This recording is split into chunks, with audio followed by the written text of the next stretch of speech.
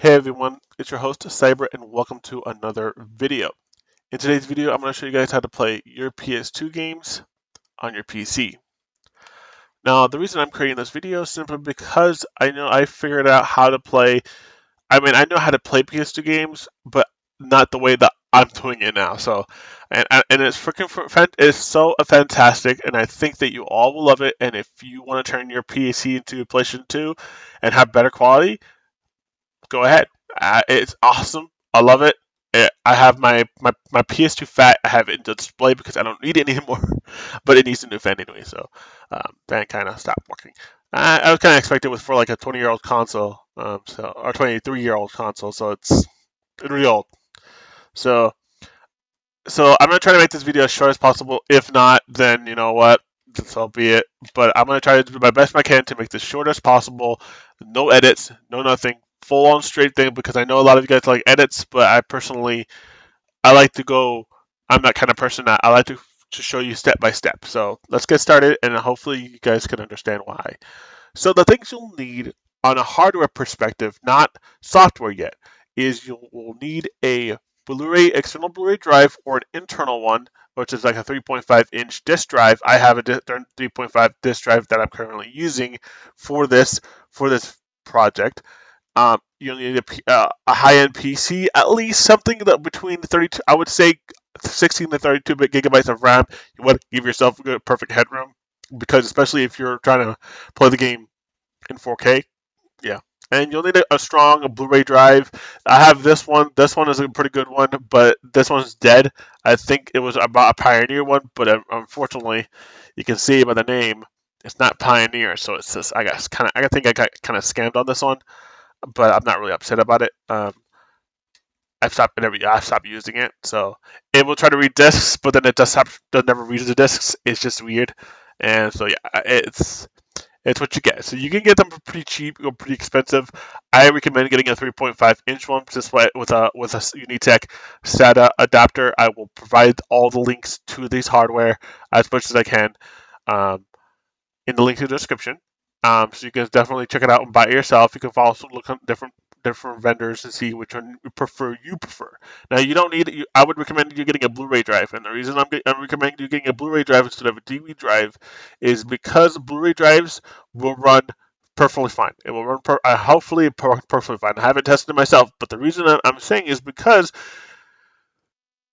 the method we're going for is we're going to be taking our game, we're going to be ripping it from our drive onto an ISO. I've already done that with Crash Twin Sanity right here, and I'm going to show you guys on how to become universal. And what I mean by universal is we're going to be burning it onto a disc that has the ability to play it not only on the PS2 but without no issues, and on PC without no issues. So it basically you can load the same disk on both systems and not having to worry about making a separate disk for the PS2. So yeah, it also works perfectly fine with that way. So I'm going to show you guys on how to do it the PC version. So it's pretty simple and it's not that complicated.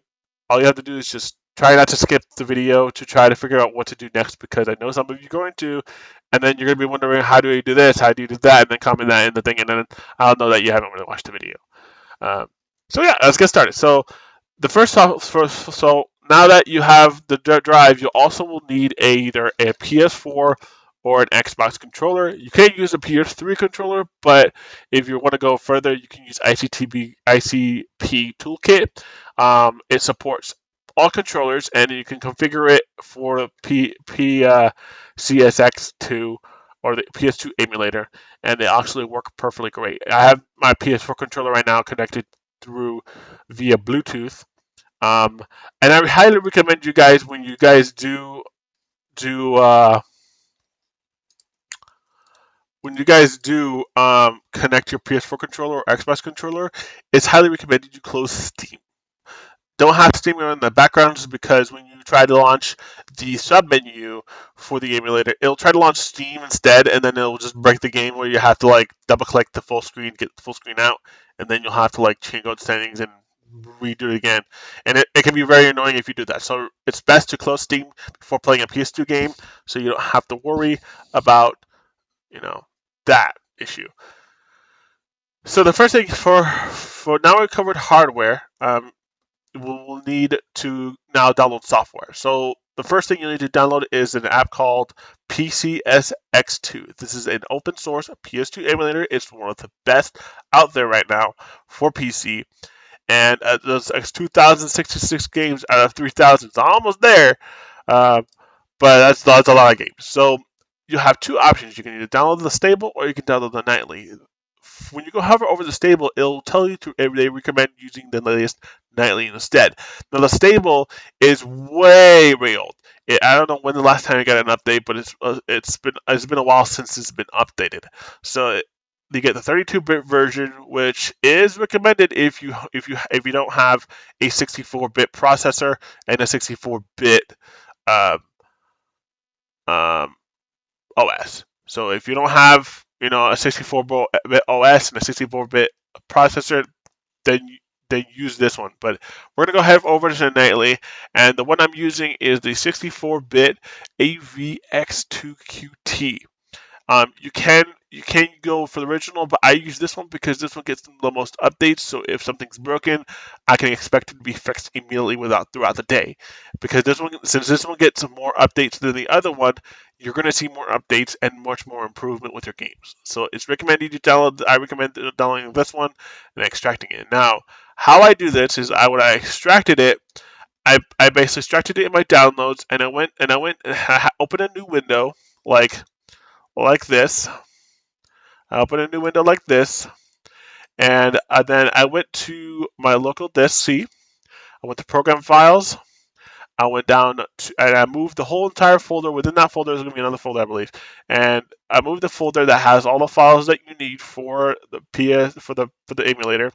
And then when you move it to program files, it's going to ask you to confirm continued because of administration privileges.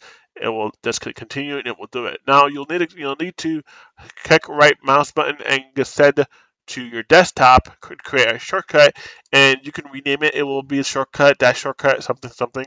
So then once you do that, you're good to go. The next application you'll need to download is a app called Free DVD Boot ESR Patcher GUI. I'll have to all remember I have all these links in the description, so you guys can definitely download them yourself, and you don't have to go googling for them.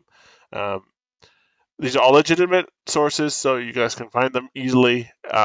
So we're gonna go ahead and download the ESR Patcher GUI. I've already downloaded this, but you guys can download it yourself, and it will look like this. Make sure you download. I would recommend you downloading 7-zip, which you can just right mouse click and then just extract it. It makes it more convenient. You don't have to do clutter with WinRAR or something like that. You don't need WinRAR for this. You just download 7-zip, and it's way better than WinRAR, 100%. It does the same thing as WinRAR, so it has more formats. So once you extract it, I would recommend you moving that folder to your desktop. It'll be within a folder, and then once you have it, you'll have this folder that's right here. You'll also need an app called ImageBurn. ImageBurn is a free tool that allows you to burn and rip disks. This is a really good tool, especially if you're trying to rip a PS2 game and you need to be able to rip that to your hard drive. Now, there's different options. You can write image file to disk, write folders to disk, create image from files or folders, or you can also create an image from a disk. You can also discover the content of the disk, and you can also verify the disk if the disk has any errors or is able to be read or written. Um, so yeah, so it's pretty much simple. So what we're gonna do is that since we already have an ISO right here, we're gonna go ahead and head over to our desktop, and we're gonna head over to FBDVD, the ESR patcher. We're gonna call it ESR patcher because reading this is a lot. How that work? So we're gonna head and click this. We're gonna see this screen, and now we're gonna go ahead and um, select our ISO. We're gonna head over to the desktop, click our ISO. Now, before I actually get started um, patching this, I also forgot to mention about hardware is you'll need burn discs. You'll need blank discs, DVD discs. They need to be at least. If you're trying to play on PS2, I would recommend you getting the DVD dash R. They're like this one's DVD dash R format, not the DVD plus R format. Unless you have like the model of the 5001 series and up, You will, for fat PS2s, you will not need. You can use both plus and negative DVD discs, blank discs.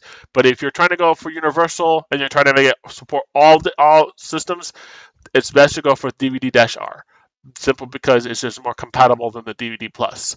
So once you do that, all you gotta do is click patch, and mine has already failed because one, it's already been patched. Yeah, it already has been patched, guys. That's why it didn't work. But usually, when it does work, it will give you a green text, the same text but different wording that has been successful, and it will be green. So once you do that, all you gotta do is head over to an open image burn. Make sure you pop in a blank disk before you launch image burn, simply because it's just way more faster. And then what you need to do is now click on the first option called Write Image File to Disk. It will read the disk and will give you either if it's empty or full, and it'll have all this information if there's anything available. If it's a blank disk, it will say blank and it'll give you information how much size, etc., etc. Now all you gotta do is you gotta select the ISO file and leave everything by default, and then just click this little button. It will start burning that game to the disk, and when it's done, it will have a little melody saying completed, and it'll let you know. And then once you gotta do it, you're done. All you have to do is now is just have it in your put it back in your drive. If it ejected, if you have it ejected, and then launch the PCXX2 emulator, and then head over to System and click Start Disk. Now, I know a lot of people want to play their games very efficiently, so you want to head over to suggest heading over to Settings first.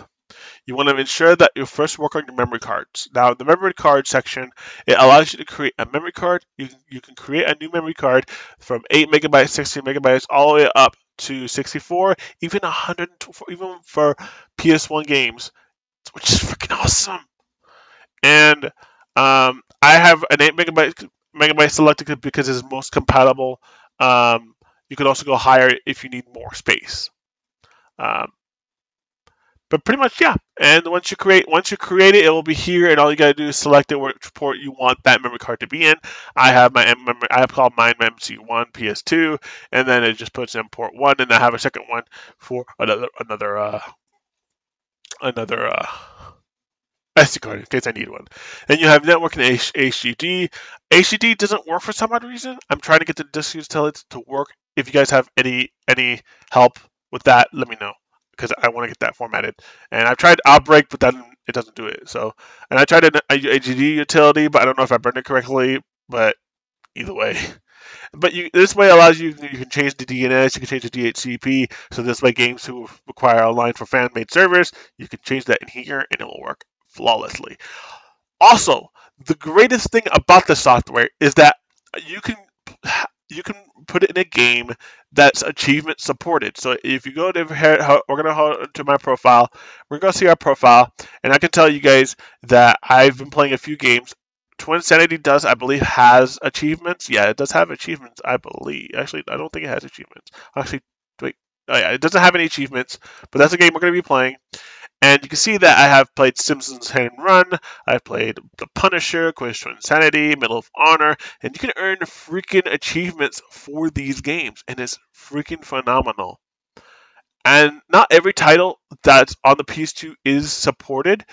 There's some games that will tell, if it tells you there's achievements, it will tell you when you start the game that if there's achievements or not. Um, and you just sign up for retro achievements. Once you sign up, all you have to do is go here and log in and put in your credentials, and boom, you're done. You don't have to do anything else. All you gotta do is just pop in a game. If it's supported, it will let you know. Now, the last thing I want you all to take consideration is your graphic settings, because it is very important to know that what graphic settings you need to set for the emulator to have 100% graphic fidelity and performance. So I'm running this game in 4K, so I have it in 4K already. So You want to go to full borderless full screen, fit to windows, so it fits all the borders of your screen. Unless you want to go back to the OG nostalgia style, you can have it cut half to black borders. Then you can change everything else. I would recommend you, if you're going to, you can copy my settings if you like. Um, do not enable integer upscaling. Integer upscaling improves the quality much more, but not much better. What happens is it takes you, instead of like where you have it in a 4:3 ratio, you have it way less than that. So it's like a square, but you have borders all around the little window, and it turns into a small window. So if you have a big screen or 1080p, it doesn't matter what display you have, it's just going to make it into a small box. And it can be very annoying. And then when you enable it by accident, you realize, why is the screen like this? You think something's broken. You try to make a new disk, but in reality, it was just that one setting. Rendering.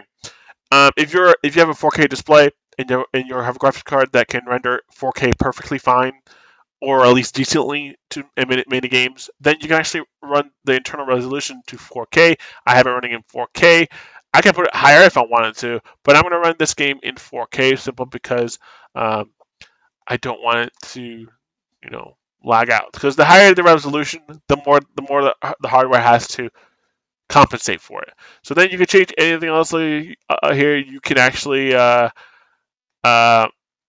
change however you like. I leave everything like you can copy my basic settings, and then everything else you can leave the way it's by default. Um, so yeah, so you can OSD, you can show FPS, show resolution. It tells you what the game is resolution. I have these enabled by default. They're not enabled by default, but I enabled them because I really like them. So now once you have everything set up and you have everything all good and dandy, that you choose specifications, now we can run the game. Now, for the sake of this video, I don't have any audio playing, so you won't hear the audio of in-game. I'll hear it, but I'm probably gonna silence it before I actually do, show you. So I have the PS4 controller is connected, so it's gonna run, and it's gonna tell you around the top left screen. This game has no achievements, unfortunately, so it just kind of sucks. And I'm gonna show you guys the difference between hardware and software renderings. So I'm gonna skip all this. We're gonna go loading. I'm gonna try to lower the volume because it can get pretty loud, especially when I'm hearing headphones. So hopefully, and depending on how your disk drive performs, it will depend on how much loading. So if you have the adapter that I suggested, plug that in the 3.0 port because that's gonna help a lot of latency. I mean, you don't have the latency, anyways, but let's go to I'm just gonna lower all this simple because I'm gonna load a game because it's hard to talk and have game sound at the same time. So we're gonna load up this one. I haven't really gone far in the game. I'm still in the beginning of the game, but that's perfect because I haven't really I got into the game on the PS2 and I still have my save data. I don't know how to convert that, but it's okay. It's okay. So you can see how it looks crispy. It's running at 3, actually higher than my actual monitor is. Okay, so the audio still didn't confirm.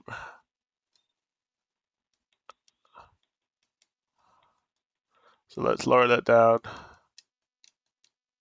All right, so you can see here the graphics look freaking amazing. Now I know a lot of you guys are probably saying there's no difference, but I'm gonna tell you, if I change this to software rendering, this is how what the PS2 does. The PS2 does it softwarely, but also does the hardware. But you never tell the difference. This is what it looks like. We're running at 512 by 448, so that's like 480p.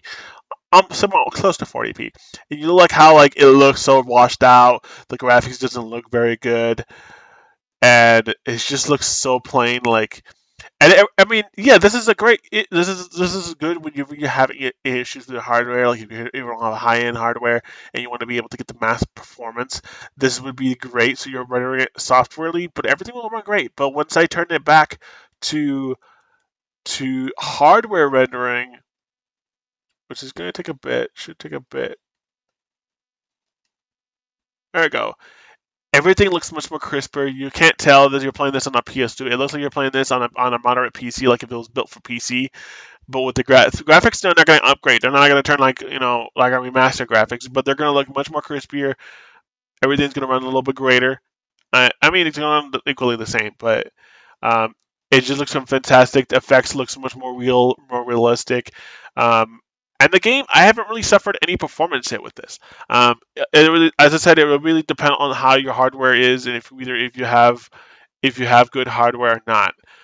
If you have really good, decent hardware, it's going to run efficiently in 4K. But if you're not, I would rather you should always run this at a resolution that your display can support, and as well run in a resolution where it's not going to hinder your performance. As you can see, I can. There's no latency. I'm pressing a button right now, like very no latency. If I put analog stick just slightly, it responds instantly with no latency. Even this is a Bluetooth connection. So I think I'm surprised I didn't get killed by that guy. But yeah, everything looks run very perfectly fine. You can literally see outskirts much more clear versus rendering. I mean, you can see like still like you can see that bird lagging. But I wonder if I change to software rendering, how the bird change. Okay, so you can't even see that bird. I mean, he's still lagging a bit. He's a little bit improved because just more the further they are, the more they hit, they don't render very well. So you can tell like that bird just looks like crap. So if I switch back to hardware renderer, you can see the bird much more clear. You can see the much more distance, much more clear. It's not blurry. Everything's running through your graphics card. And this is all because I'm not losing any performance is because I'm running this on a 3.5-inch hard drive, not hard drive, but disk drive, and it's much more faster than running on a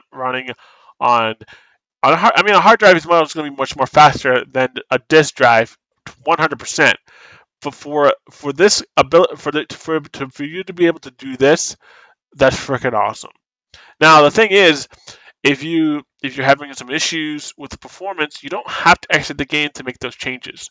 You can always go back you can go into settings and into the settings, and you can actually change these yourself. You can change how you want to be adaptive, the framework.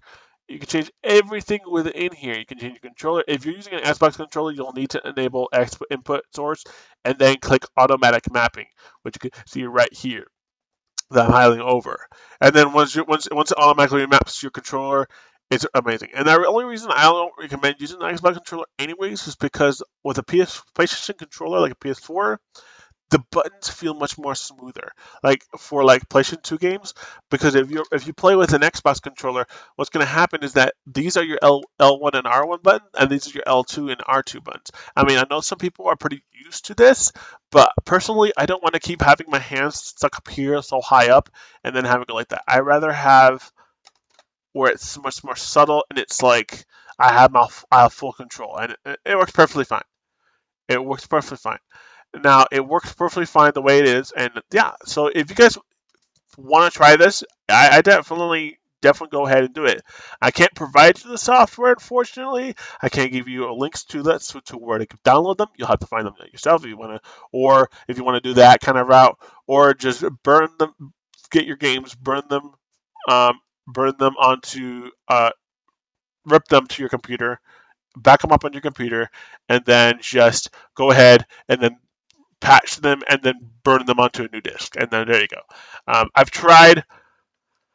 I've tried. I've tried this game, loading this game on on my disk drive, and it would not load. It's just disk drives cannot just for some other reason can't officially read directly off of these. You'll just have to rip them and do your own thing.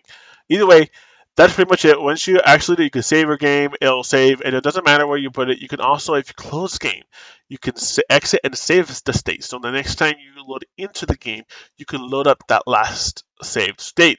So you can be anywhere in the game. Like this feature will be freaking up. This feature will go great with Resident Evil Outbreak, especially if once you turn off your console, the save data gets deleted.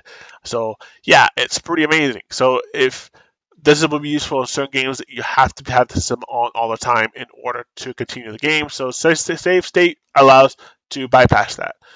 You can exit without saving, and it will close the game. And if you want to do it again, you can always start disk. You can always switch discs and it will work fantastically.